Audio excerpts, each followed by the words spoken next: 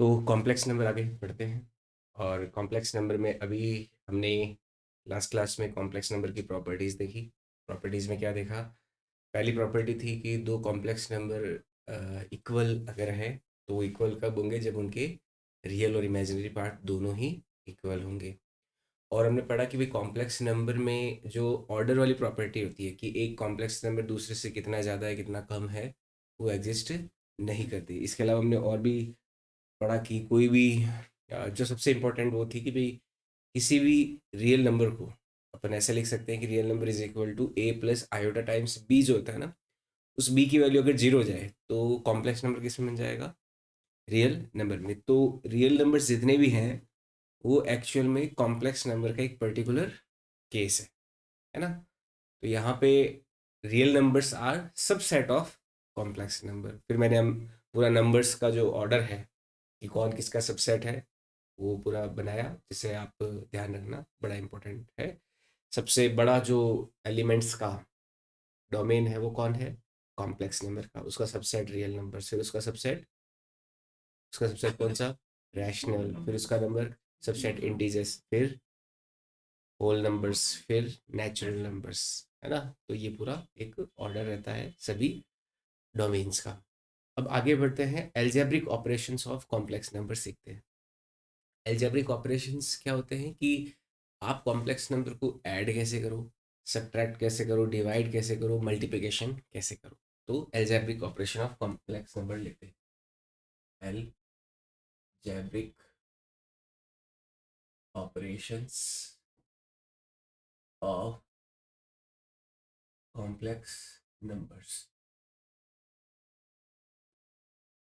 मान लीजिए दो कॉम्प्लेक्स नंबर लेते हैं। एक तो है Z1 बराबर A1 plus iota B1 and Z2 बराबर है A2 प्लस आयोटा B2।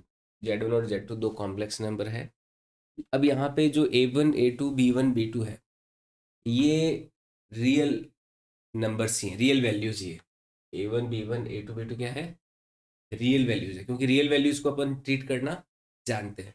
अगर ये भी खुद कॉम्प्लेक्स हो गए तो फिर आप उसका जो फाइनल कॉम्प्लेक्स नंबर का एक जो एक्सप्रेशन है उससे अपन निकालना होता है। ये कॉम्प्लेक्स नहीं है A1 B1 A2 B2।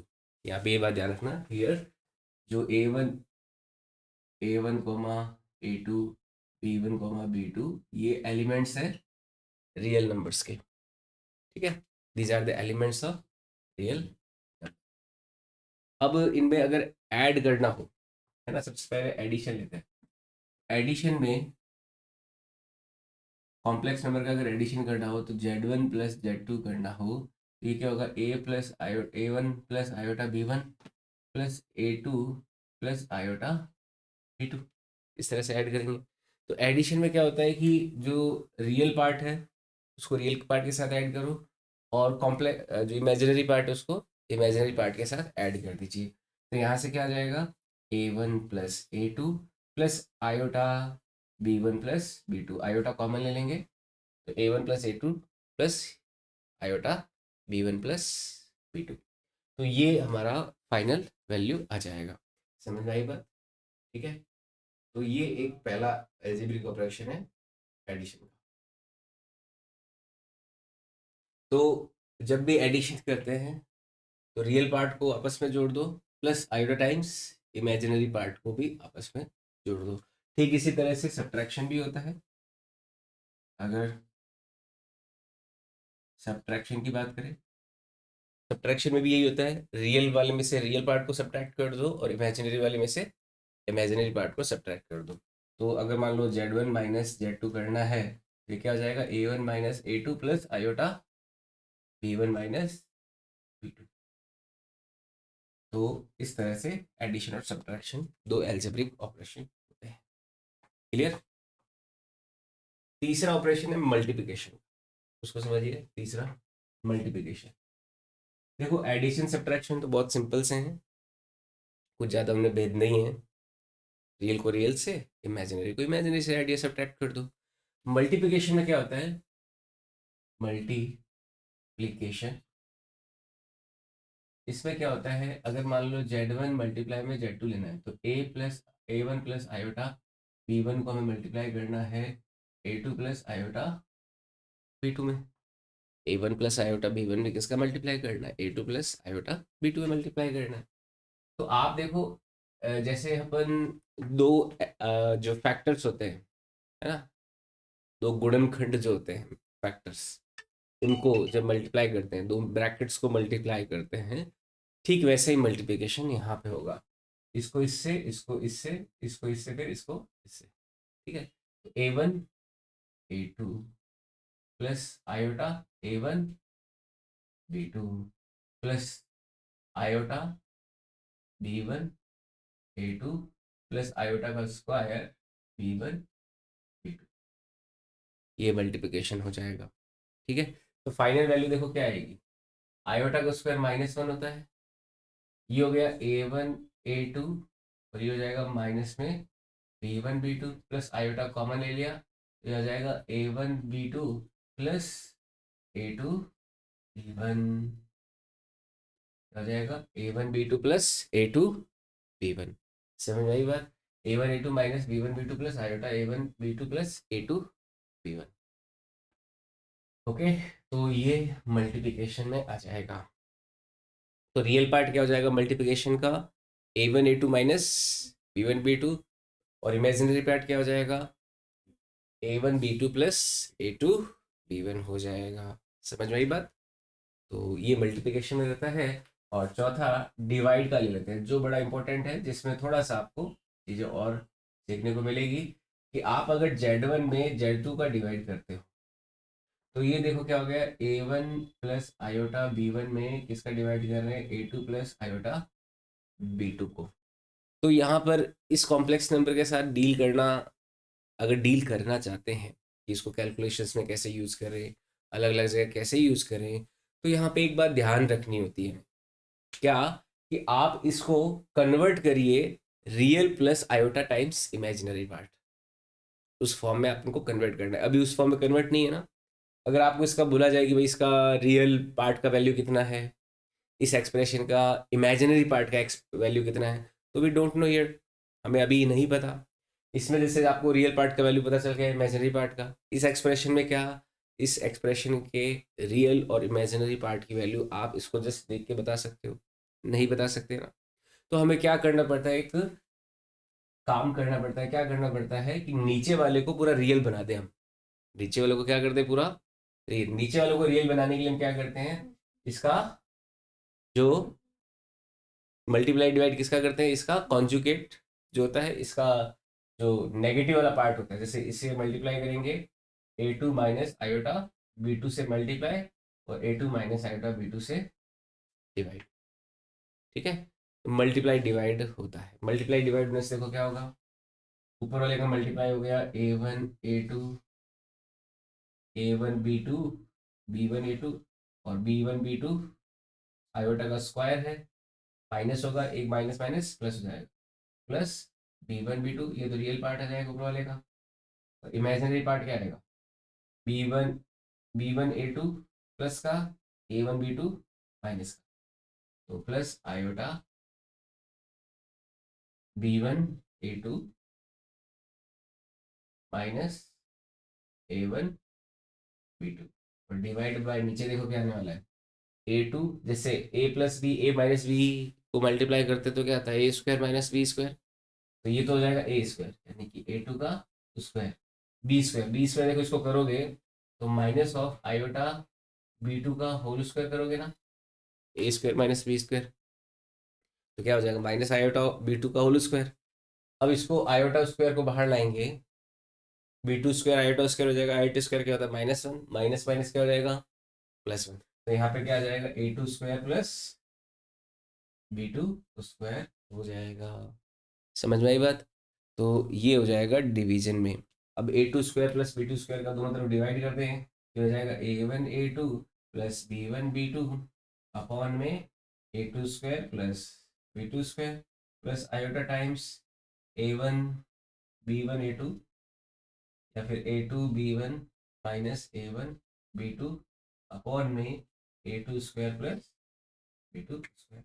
अब आप कह सकते हो कि हाँ, इस डिवीजन वाले एक्सप्रेशन का ये तो रियल पार्ट है, और ये पार्ट क्या है, इमेजिनरी, है ना। अब इस Z1/Z2 के एक्सप्रेशन के रियल और इमेजिनरी पार्ट को आप देख सकते हो, ऑब्जर्व कर सकते हो। समझ में आई बात। तो अब आप जो भी आपके साथ इसके साथ खेल खेलना चाहते हैं, जो भी क्वेश्चन करना चाहते हैं, जो भी ऑब्जर्वेशन करना चाहते हैं, जो भी एनालिसिस करना चाहते हैं, उसके लिए जो अवेलेबल इंफॉर्मेशन है इस एक्सप्रेशन के लिए वो हमारे पास आ गई। समझ आई बात। क्योंकि कॉम्प्लेक्स नंबर के साथ कुछ भी आप, कोई मैथमेटिक्स या कुछ भी आप कैलकुलेशन करना चाहते हो, तो आपके पास उसका रियल और इमेजिनरी पार्ट का वैल्यू होना चाहिए, बस वो है तो आपके पास सब कुछ है।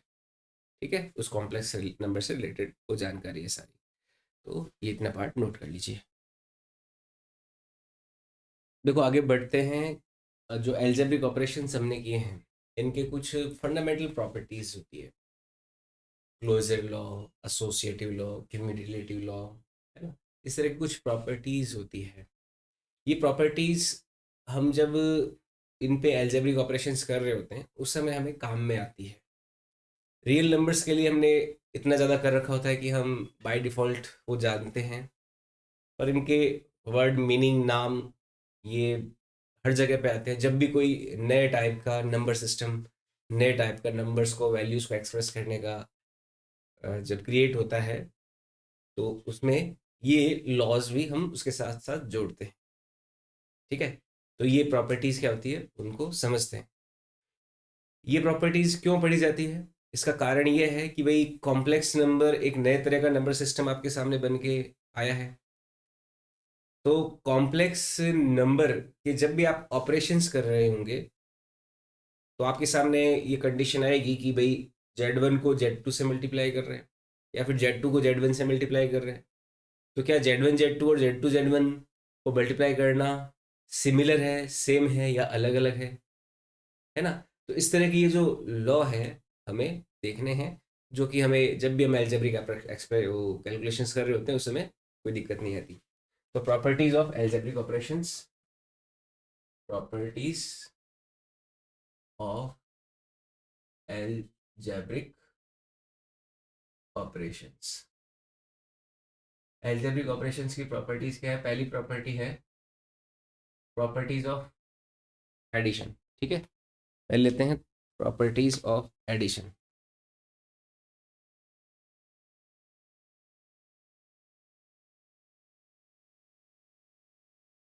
प्रॉपर्टीज ऑफ एडिशन में पहली प्रॉपर्टी है क्लोजर लॉ। क्लोजर लॉ, ठीक है। तो क्लोजर लॉ क्या होता है कि अगर मान लो Z1 कॉम्प्लेक्स नंबर है, Z2 कॉम्प्लेक्स नंबर है, तो Z1 और Z2 का कंबाइन जो वैल्यू आएगा वो भी क्या होगा, Z1 plus Z2 is also complex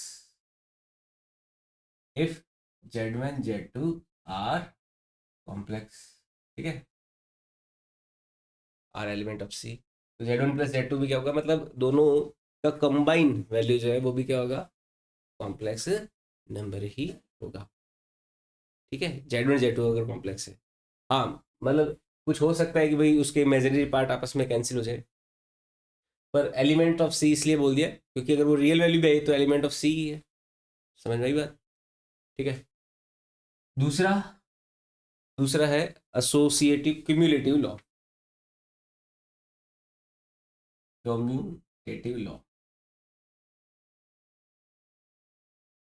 commutative law क्या कहता है कि Z1 में आपने Z2 जोड़ा या फिर Z2 में Z1 जोड़ा, ये दोनों क्या होंगे, सेम होंगे। मतलब एक को आगे रखा, दूसरे को पीछे रखा, पीछे आगे रखने पे कोई चेंज नहीं आएगा। तीसरा है associative law. Associative law, associative law क्या कहता है कि अगर Z1 को Z2 में ऐड किया, फिर Z3 में ऐड किया, या फिर Z1 Z2 और Z3 को ऐड किया और उसमें Z1 को अगर ऐड किया है, तो भी क्या होगा, सेम रिजल्ट ही आएगा। इन दोनों को पहले ऐड करके फिर तीसरे के साथ ऐड किया, या फिर पहले को दूसरे और तीसरे को पहले ऐड करके फिर पहले में ऐड किया, तो जो एसोसिएशन है किसी का भी किसी के साथ कर सकते हो आप, वैल्यू सेम आएगी। तो ये एसोसिएटिव लॉ जो होता है इसको फॉलो करता है। ठीक है, नेक्स्ट है एडिटिव आइडेंटिटी। जो था आइडेंटिटी। एडिटिव आइडेंटिटी क्या है कि किसी कॉम्प्लेक्स नंबर में क्या जोड़ें कि वापस वही कॉम्प्लेक्स नंबर आ जाए। तो क्या जोड़ें? जीरो। तो जीरो इज एडिटिव आइडेंटिटी। ठीक है, एडिटिव आइडेंटिटी क्या है कॉम्प्लेक्स नंबर की? जीरो है। फिर आता है एडिटिव इनवर्स। एडिटिव इनवर्स, तो कॉम्प्लेक्स नंबर में क्या ऐड करें? एडिटिव इनवर्स में कॉम्प्लेक्स नंबर में क्या ऐड करें कि जीरो आ जाए? तो कॉम्प्लेक्स नंबर में क्या ऐड करोगे? माइनस ऑफ जेड ऐड करोगे तो ये क्या हो जाएगा? जीरो आ जाएगा। तो कॉम्प्लेक्स नंबर का एडिटिव इनवर्स क्या होता है? Minus Z. समझ आई बात? नेक्स्ट है मल्टीप्लिकेशन की प्रॉपर्टीज। दूसरा, ये सारी प्रॉपर्टीज समझ में आई? Closure law, commutative law, associative law, additive identity और एडिटिव इनवर्स। अब दूसरा है properties of multiplication. Properties of multiplication. Multiplication property क्या है? वही सेम चीज, पहले क्लोजर लॉ को देखें।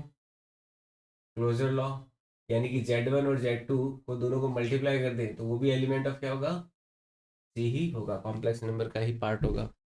दूसरा क्यूम्यूटेटिव लॉ देखें। Commutative law, commutative law. Commutative law में क्या कि Z1 Z2 को मल्टीप्लाई करो या फिर Z2 को Z1 में मल्टीप्लाई करो, रिजल्ट क्या आएगा? सेम।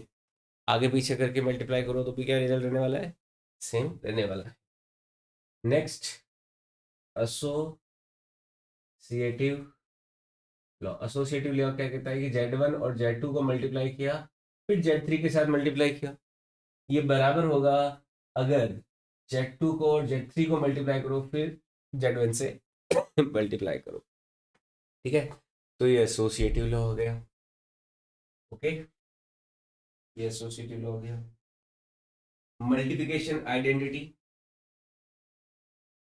चौथा इसमें मल्टीप्लिकेशन आइडेंटिटी, मतलब जेड में किस चीज का मल्टीप्लाई करें कि वापस जेड ही आ जाए, तो वो क्या होगा? वन। जेड में किसका मल्टीप्लाई करें? वन का, तो वापस जेड आ जाएगा। यानी कि कॉम्प्लेक्स नंबर की मल्टीप्लिकेशन आइडेंटिटी क्या होती है? वन होती है। समझ में आई बात? दूसरा, चौथा पांचवा, multiplication inverse. Multiplication inverse, multiplication inverse क्या कि जेड में किस चीज का मल्टीप्लाई करे कि वो वन आ जाए, मल्टीप्लिकेशन इनवर्स। तो जेड में किस चीज का मल्टीप्लाई करे कि वन आ जाए, तो क्या होना चाहिए? वो वन अपॉन जेड होना चाहिए। समझ आई बात? तो ये मल्टीप्लिकेशन आइडेंटिटी हो गया। मल्टीप्लिकेशन में एक डिस्ट्रीब्यूटिव लॉ होता है। डिस्ट्रीब्यूटिव लॉ क्या कहता है कि Z1 को अगर Z2 प्लस Z3 से मल्टीप्लाई करना है तो जैसा ब्रैकेट्स के मल्टीप्लिकेशन के लिए रूल लगता है वो यहाँ पे लगा सकते हो।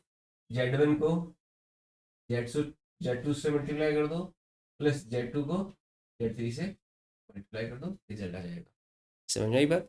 तो ये देखो सारे वैसे है तो कॉमन सेंस वाले ऑपरेशन है, कॉमन सेंस वाली प्रॉपर्टीज है। परंतु जब भी कोई इस तरह का नंबरिंग सिस्टम नया क्रिएट हो रहा है, कुछ नए कैलकुलेशन का जरिया क्रिएट हो रहा है ना? हमने रियल नंबर्स के लिए तो नर्सरी क्लास से प्रैक्टिस शुरू कर दी थी आपने, इस तरह के ऑपरेशंस को डील करने की, है ना? कॉम्प्लेक्स नंबर तो पहली बार देखने को मिला मान लो अभी। तो उस समय भी क्या वो सारे ऑपरेशंस जो रियल नंबर्स के साथ करते थे, वो सारी प्रॉपर्टीज जो हम मल्टीप्लिकेशन के समय, एडिशन के समय, डिवाइड के समय जो यूज़ करते थे, ये क्यूमुलेटिव, एसोसिएटिव, क्लोजर लॉ, ये तो बहुत कॉमन सेंस से आप यूज़ करते आ रहे हो, पर रियल नंबर्स के केस में यूज़ करते आ रहे हो। कॉम्प्लेक्स नंबर पहली बार पढ़ने को मिल रहा है तो हो सकता है इनका कुछ बिहेवियर बदल भी जाए, तो हमें हर चीज़ को बहुत सोच समझ के एक एक स्टेप को आगे बढ़ाना होता है। ऐसे नहीं जल्दबाजी में हम आगे चले जाएं, तो हर चीज़ का ध्यान रखना होता है। एक एक फाइन डिटेलिंग का कि हाँ इनमें भी वो चीज़ें की जा सकती है जो रियल नंबर के साथ आप करते हो। समझ में आई बात? तो ये फटाफट आप नोट कर लीजिए। अभी इस टॉपिक में इतने ही रखते हैं। यहाँ से आगे कॉन्जुगेंट कॉम्प्लेक्स नंबर पढ़ेंगे तो वो एक नया टॉपिक होगा। कॉन्जुगेंट कॉम्प्लेक्स नंबर क्या होते हैं, उसकी प्रॉपर्टीज़ क्या होते हैं, तो वो नेक्स्ट सेशन में पढ़ते हैं।